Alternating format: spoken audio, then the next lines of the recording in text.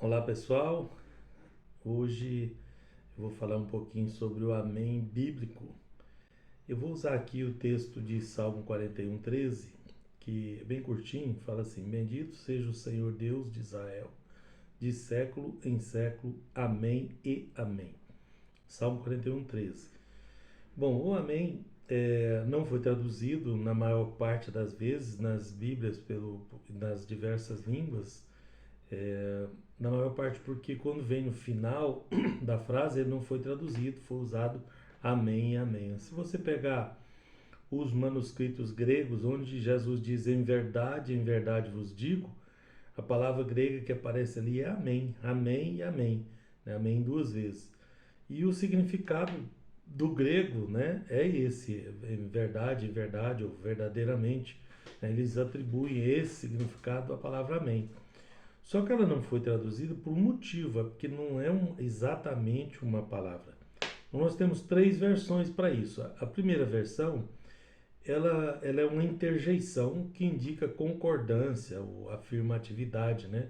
Assim seja.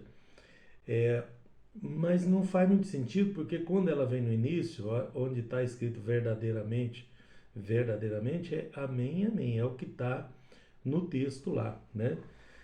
Amém, está escrito. Tá? Então, essa interjeição ela pode ser usada nesse sentido também, porque ficou um significado comum, ficou um sentido comum, foi eternizada aí pelo cristianismo, significando assim seja, uma confirmação do que fora anteriormente. Mas a gente perde um pouquinho do significado, né, do mais profundo, se a gente não entender o verdadeiro significado. A segunda versão que vamos encontrar é que ela significa emuná, uma tradução de emuná que é fé ou confiança, né? Então a pessoa termina falando fé ou confiança, então parece não ter muito sentido também, mas uma grande parte dos cristãos no mundo usa isso como fé porque a fé, emuná, deriva de uma palavra é, hebraica, né, que é amã, não amém, é amã, tá? Que significa firmar ou estabelecer. É bem próximo de fé e confiança, confiar como estabelecer, tudo, né?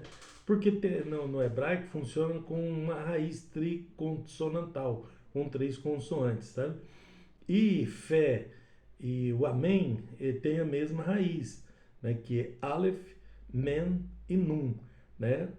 Mas isso não é exatamente uma palavra, por isso não foi traduzido. Então essas tentativas aí são boas, excelentes, mas na gematria hebraica isso é um acrônimo, tá? O amém é um acrônimo. Isso é muito utilizado na Bíblia, no hebraico. Muitas coisas que não foram traduzidas não foram porque era uma expressão de acrônimo, tá? Que acrônimo é uma sigla formada pelas letras iniciais de um conjunto de palavras, né? Tipo INSS, né, que significa instituto, tá? Ou AMAN, né? AMAN, que significa Academia Militar das Agulhas Negras, né? Forma uma palavra que não é uma palavra, é uma sigla, tá? Então, Amém é uma sigla na gematria, tá? Que é formada por Aleph, Men e Nun, né? Que tem um significado. O Aleph o significado é Deus, El, tá? O Men é Melech, é rei, e o N, Num, é Niman, que é fiel. Então, Deus, rei, fiel. O exato significado de Amém, então, no acróstico, é Deus é rei, fiel. Então, quando terminava uma coisa, um texto, Salmo 41, por exemplo, bendito seja o Senhor Deus de Israel, de século em século, aí vem Deus é rei fiel, que é o amém e amém. Lá está amém, amém. Aliás, na Bíblia hebraica é Salmo 41, versículo 14, porque o Salmo 41 tem 14 versículos na Bíblia hebraica, tá? Então, o significado é que isso é a fidelidade de Deus e não a fidelidade do homem, né? É uma confirmação de que é de Deus e não aquela confirmação comum. Então, por exemplo, no versículo onde Jesus fala, na verdade, eu vos digo, aquele que crê em mim tem a vida eterna. Seria que na fidelidade de Deus é fiel, e eu vos digo que aquele que crê em mim tem a vida eterna. Então, nesse caso, cabe no início também. No outro caso, de usar assim seja, ele não cabe no início, só no final, né? Porque é uma confirmação depois do texto, tá?